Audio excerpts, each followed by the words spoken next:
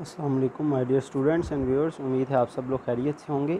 Students, अपने previous lecture में हमने मौज़ू मुग़ल की बुक से प्रॉब्लम नंबर 19 है उसे सॉल्व किया था। प्रॉब्लम नंबर 20 को भी हम पेंडिंग कर रहे हैं। जैसा कि मैं पहले भी बता चुका हूँ कि प्रॉब्लम नंबर 2, प्रॉब्लम नंबर 3 और प्रॉब्लम नंबर 20 इन तीनों में एक कॉमन इशू है जिसको हम लास्ट में डिस्कस करेंगे। अभी आज हम करने जा रहे हैं जी प्रॉब्लम नंबर 21। अब अपनी स्क्रीन्स पर देख सकते हैं professor Mohammad Akram working as a teacher in a recognised institution, उसके इनकम की डिटेल है, अपनी स्क्रीन्स पर देख सकते हैं।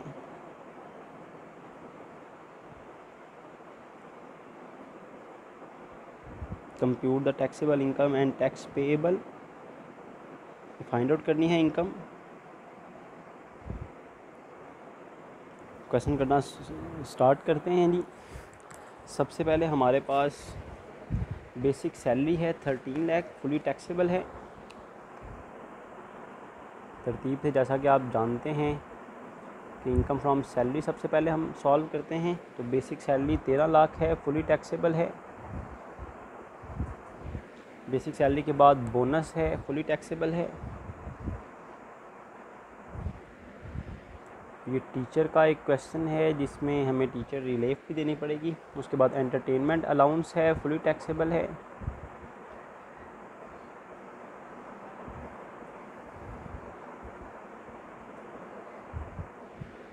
एंटरटेनमेंट अलाउंस है 85,000। एंटरटेनमेंट अलाउंस के बाद कन्वेंस अलाउंस है,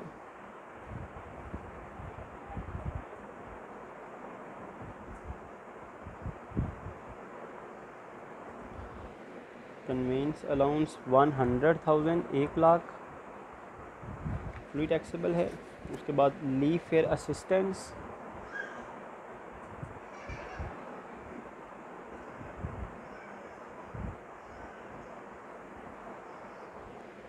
लीव फेयर असिस्टेंस है 60,000, फुली टैक्सेबल है।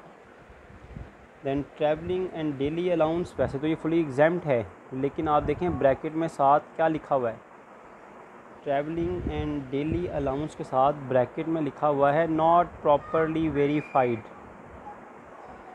नॉट वेरीफाइड क्योंकि ये वेरीफाइड नहीं है, इसका मतलब है ये डाउटफुल है, दैट्स वाई ये फुली टैक्सेबल होगा 35,000। आगे मूव करते हैं जी। नेक्स्ट है जी senior post allowance, fully taxable है। Senior post allowance fully taxable है।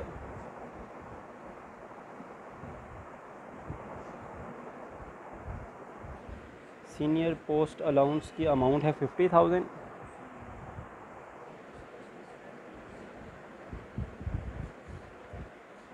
देन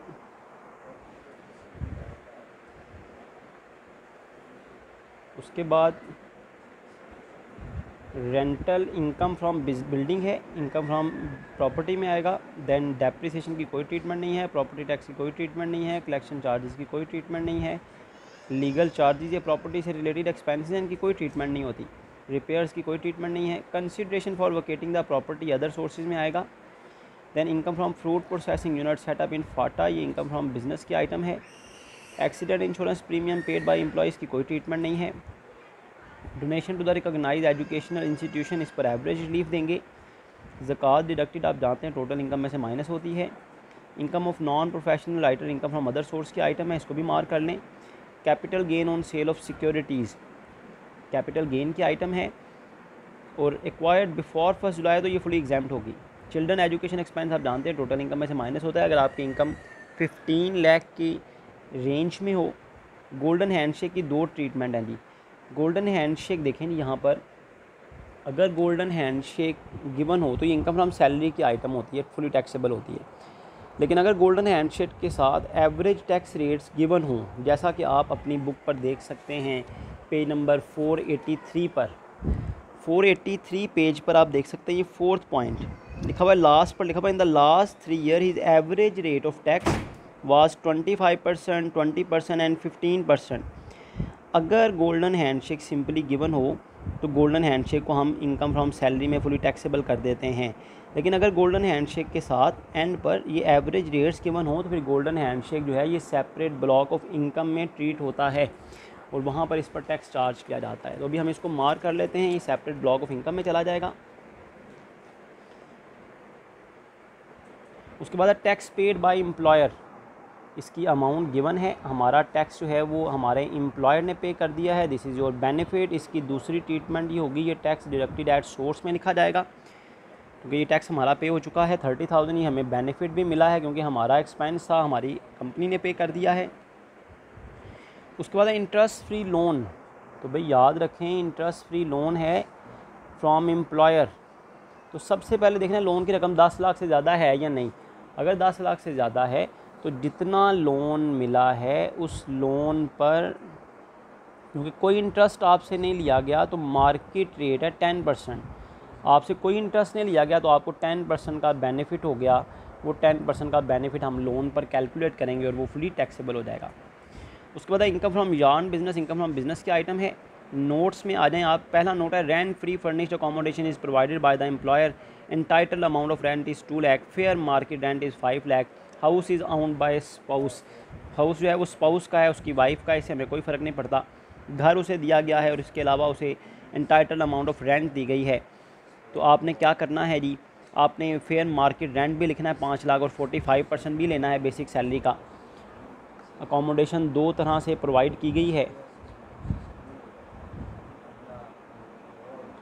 अकोमोडेशन फैसिलिटी जो है वो 2 तरह से प्रोवाइड की गई है। एक तो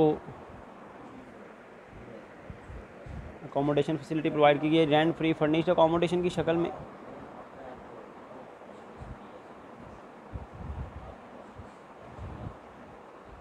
रेंट फ्री फर्निश्ड अकोमोडेशन की शक्ल में, और दूसरा है entitled amount of rent, fair market rent,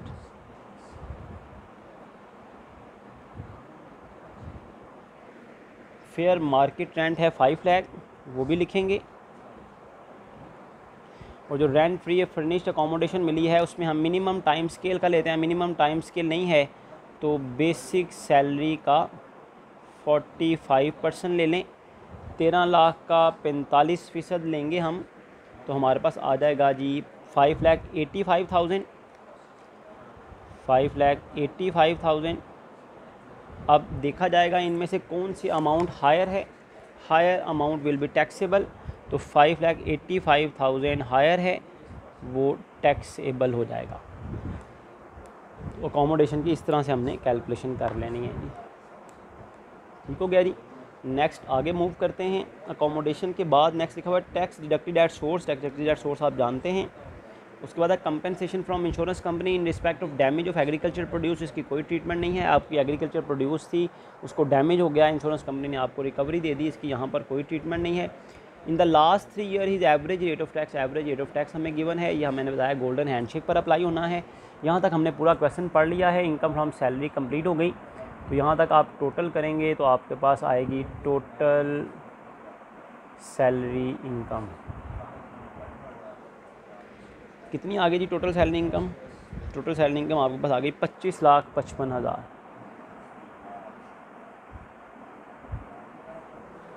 total salary income आ गई 25,55,000। सैलरी इनकम के बाद नेक्स्ट हेडिंग हमने देनी है जी income from property.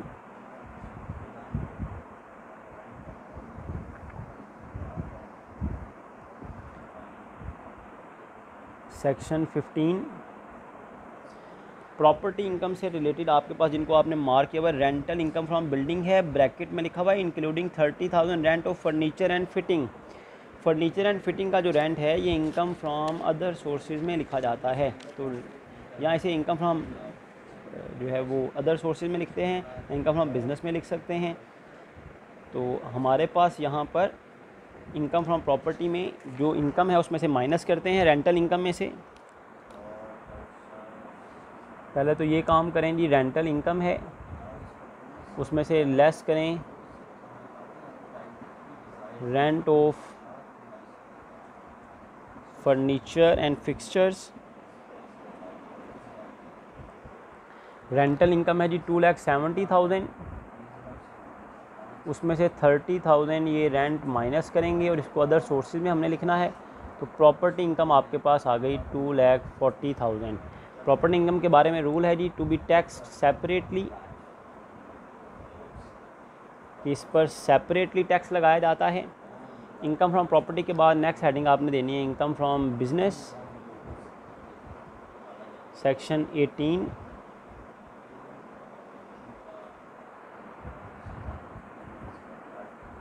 Income from business section 18। Income from business में देखें जी कौन कौन से आइटम है। इनकम फ्रॉम बिजनेस से रिलेटेड जिन आइटम को मार्क किया हुआ उसमें इनकम फ्रॉम यार्न बिजनेस है, और आप देखें जी और है income from fruit processing unit. दो तरह की इनकम है, एक income from yarn business,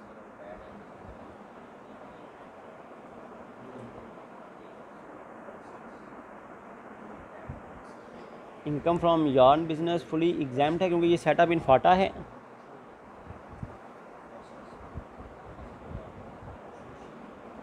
setup in फाटा है, ये फुली एग्जाम्ड है। 2,31,000 फुली एग्जाम्ड है जी। उसके बाद इनकम फ्रॉम यार्न बिजनेस है, sorry income from yarn business तो फुली टैक्सेबल है, ये मैंने मिक्स कर दिया दोनों को, मेरा ख्याल है। इनकम फ्रॉम यार्न बिजनेस जो है ये फुली टैक्सेबल है, और income from fruit processing business setup in FATA जो है ये फुली एग्जाम्ड है। इनकम फ्रॉम बिजनेस के बाद नेक्स्ट हेडिंग हमने देनी है जी कैपिटल गेन्स की।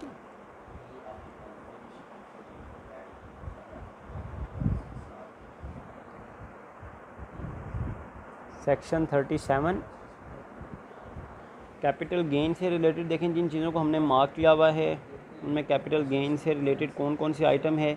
तो कैपिटल गेन से रिलेटेड सिर्फ एक ही आइटम है, capital gain on sale of securities. Gain on sale of securities. अब क्योंकि होल्डिंग पीरियड जो है वो मोर देन 4 years है, रिक्वायर्ड बिफोर 2013, 1 जुलाई 2013 है, तो ये जो गेन होगा 20,000 का ये फुली एग्जाम्ड हो जाएगा, गेन फुली एग्जाम्ड हो जाएगा 20,000। उसके बाद इनकम फ्रॉम अदर सोर्सेज की हेडिंग देते हैं जी। इनकम फ्रॉम अदर सोर्स में देखते हैं जी कौन कौन सी इनकम है।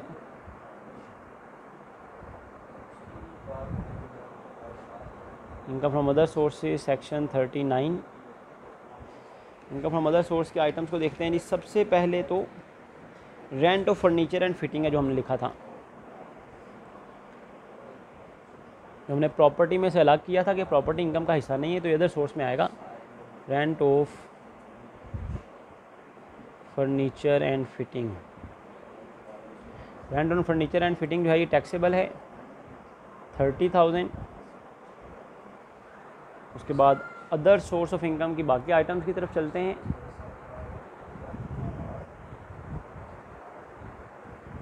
तो देखते हैं जी इनकम फ्रॉम अदर सोर्स की और आइटम्स कौन सी हैं।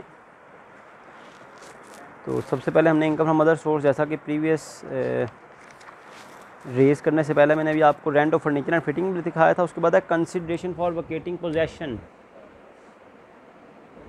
Consideration for vacating possession.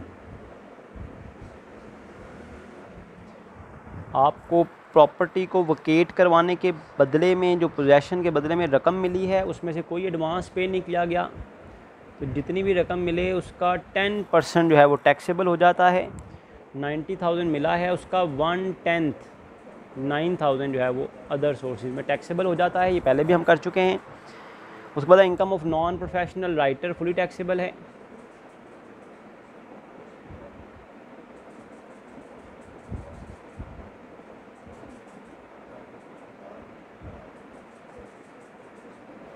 Income of non professional writer fully taxable है 50,600। इनकम ऑफ नॉन प्रोफेशनल के राइटर के बाद है कंपनसेशन फ्रॉम इंश्योरेंस कंपनी। मैंने बताया था इसकी कोई ट्रीटमेंट नहीं है। यहाँ तक हम सारे सोर्स ऑफ इनकम को ऐड करते हैं तो हमारे पास टोटल इनकम आ जाती है। टोटल इनकम आपके पास आ जाती है जी 27,27,14,600। टोटल इनकम में से आप जानते हैं 5 चीज़ें माइनस होती हैं, ज़कात, worker welfare fund, donation under clause 61 schedule 2, profit on debt, markup on housing finance और चिल्ड्रन एजुकेशन फ़ी। इस क्वेश्चन में सिर्फ ज़कात डिडक्टेड जो है वो अलाउड होगी। वजह ये है कि यहाँ पर चिल्ड्रन एजुकेशन फ़ीस अलाउड तब होती है जब आपकी इनकम अप टू 15 लाख हो, लेकिन इनकम 27 लाख है तो चिल्ड्रन एजुकेशन फ़ीस यहाँ पर अलाउड नहीं होगी। तो सिर्फ ज़कात डिडक्टेड अलाउड है 50,000। चिल्ड्रन एजुकेशन फ़ी जो है नॉट अलाउड है क्योंकि इनकम जो है वो 15 लाख से ज़्यादा है। सिर्फ ज़कात डिडक्टेड 50,000 माइनस होगी तो आ जाएगी जी actual taxable income.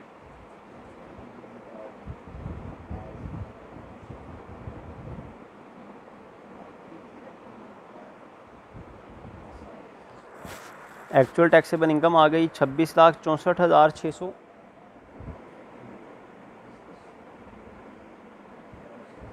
Actual taxable income में शेयर फ्रॉम एओपी ऐड होगा। शेयर फ्रॉम एओपी इस क्वेश्चन में नहीं है तो इसी पर हम टैक्स कैलकुलेट कर देंगे। Computation of tax payable,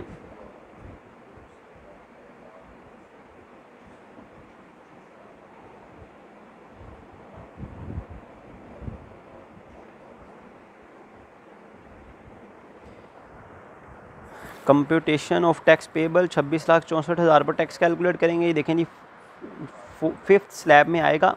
5th slab की रेंज ये है जी कि 25 लाख तक फ़िक्स टैक्स है। 25 लाख तक जो है वो फ़िक्स टैक्स है 65,000 और 25 लाख से जितनी इनकम ज़्यादा है, 25 लाख तक तो फ़िक्स टैक्स हो गया। 25 लाख से जितनी इनकम ज़्यादा है, 1,64,600 ज़्यादा है, उस पर 15% टैक्स होगा। उसका 15% आएगा जी 24,690। तो इस तरह एक्चुअल टैक्स पेएबल आ जाएगा।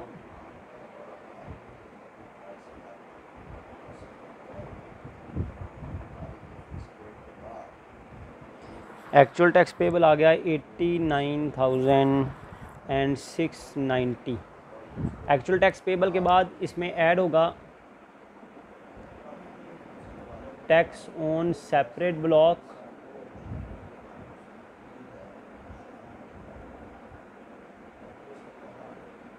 सेपरेट ब्लॉक का टैक्स ऐड होगा। सेपरेट ब्लॉक में 3 चीज़ें आती हैं। टैक्स ऑन प्रॉपर्टी इनकम, सबसे पहले प्रॉपर्टी इनकम 2,70,000 थी, उसमें से हमने rent of furniture and fitting minus किया था तो प्रॉपर्टी इनकम बची थी 2,40,000। 2,40,000 में से आप जानते हैं प्रॉपर्टी इनकम 2 लाख तक तो वैसे एग्जाम्प्ट है, टैक्स रेट भी गिवन है। तो 40,000 जो इजाफी इनकम है उस पर 5% टैक्स होगा। तो ये 2,000 रुपया प्रॉपर्टी का टैक्स आ गया। उसके बाद है जी tax on golden handshake,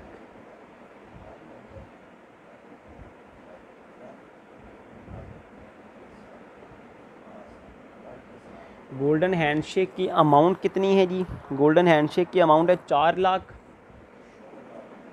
4 lakh पर एवरेज रेट अप्लाई होगा। एवरेज रेट कैसे फाइंड आउट होगा ये भी देख लें। आपके पास बुक में क्वेश्चन में सबसे एंड पर लिखा हुआ है average rates of previous year, 25%, 20% and 15%। 25%, 20% और 15%, इन तीनों को ऐड करके 3 पर डिवाइड कर दें तो ये आपके पास आ जाएगा 60 डिवाइडेड बाई 3, तो 20% एवरेज रेट आ जाएगा। इस एवरेज रेट से गोल्डन हैंडशेक पर टैक्स कैलकुलेट हो जाएगा। 4 लाख पर 20%, 4 लाख पर 20% लेंगे तो वो आएगा 80,000। तो ये आपके पास आ जाएगा एक्चुअल टोटल टैक्स पेएबल।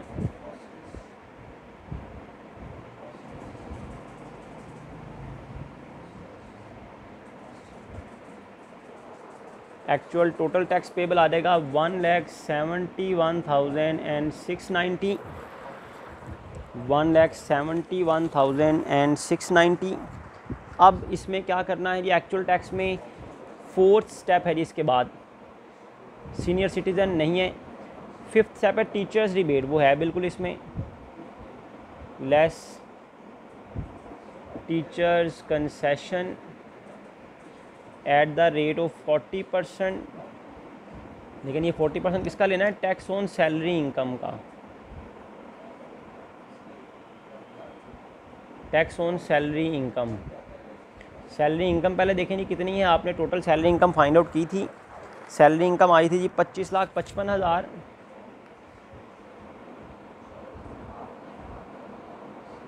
25,55,000 पर टैक्स निकालें तो 25 लाख तक फ़िक्स टैक्स है, 25 लाख तक फ़िक्स टैक्स है 65,000। और 25 लाख से कितनी इनकम ज़्यादा है ये देखें, 25,55,000 है, ये 25 लाख से कितनी ज़्यादा है, 55,000 ज़्यादा है। इस 55,000 पर 15% टैक्स है, 55,000 पर 15% टैक्स देखें जी कितना आता है। ये सैलरी का टैक्स आ जाएगा 8250। तो सैलरी का टैक्स हमारे पास आ गया जी 73,250। 73,250 का 40% कंसेशन देनी है। इसका 40% कैलकुलेट करें तो आएगा 29,300। नीचे से मैं रेज़ कर देता हूँ, तो आपके पास आ जाएगा ग्रॉस टैक्स पेएबल 1,71,690 में से 29,300 माइनस कर दें तो आपके पास ग्रॉस टैक्स पेएबल आ जाएगा जी 1,42,390। टीचर्स रिबेट के बाद फॉरेन टैक्स क्रेडिट आता है, वो नहीं है। उसके बाद आता है एवरेज रिलीफ। एवरेज रिलीफ इस क्वेश्चन में है बिल्कुल, एवरेज रिलीफ की तरफ चलते हैं। ग्रॉस टैक्स पेएबल में से अब एवरेज रिलीफ माइनस होगी। एवरेज रिलीफ कैलकुलेट करने से पहले सबसे पहले हम फाइंड आउट करेंगे जी किस पर रिलीफ देनी है, that is amount allowed for relief. Relief किस अमाउंट पर देनी है पहले तो ये देखें कौन कौन सी ऐसी अमाउंट्स हैं जिन पर रिलीफ अलाउड है। तो आपके पास जी सिर्फ एक ही अमाउंट है, that is donation to the recognised educational institution.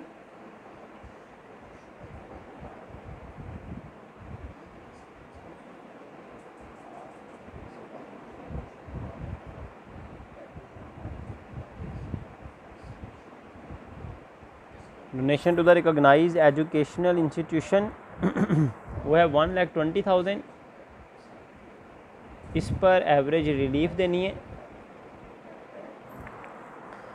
इस पर एवरेज रिलीफ देंगे जी। एवरेज रिलीफ कैलकुलेट करने का तरीका क्या है, जैसा कि मैंने बताया था, अगर तो रेट पर्पज़ वाला टैक्स और रेट पर्पज़ वाली इनकम होगी तो वो आपने ले लेनी है। अदरवाइज़ जो प्रीवियस स्टेप का टैक्स होगा वो है 1,42,390।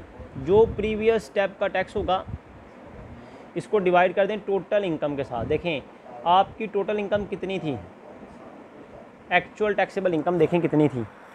आपकी एक्चुअल टैक्सेबल इनकम थी जी 26,64,000, 26,64,600।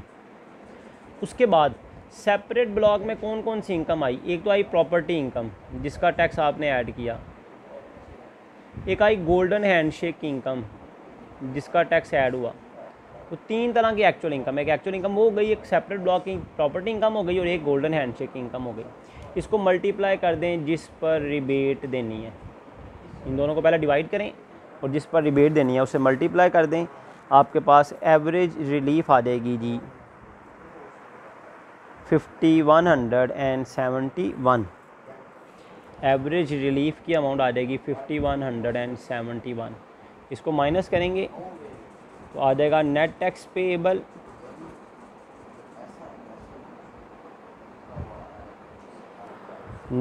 पेएबल आ जाएगा 1,37,219।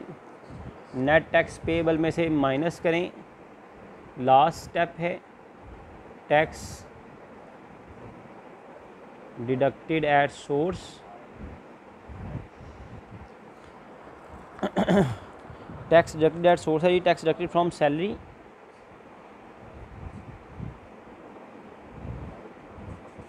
टैक्स जो सैलरी में से डिडक्ट हुआ 1,05,000, और फिर हमारा टैक्स जो हमारे एम्प्लॉयर ने पे कर दिया था, tax paid by employer, tax paid by employer है 30,000। 1,35,000 माइनस होगा,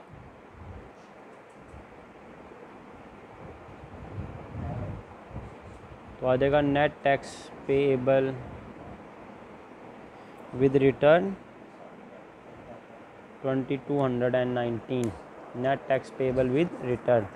तो यहाँ पर हमारा ये प्रॉब्लम जो है, हमारी ये प्रॉब्लम जो है वो कंप्लीट हो गई। उम्मीद है आपने इसको अच्छी तरह अंडरस्टैंड कर लिया होगा, इसको नोट भी कर लिया होगा। मैं अपने लेक्चर को यहाँ पर वाइंड अप करता हूँ इस उम्मीद के साथ कि आप लोग इसको अच्छी तरह प्रिपेयर करेंगे। अल्लाह ताला आपको दुनिया और आखिरत के हर इम्तिहान में कामयाब करें। जज़ाकुमुल्लाह खैर।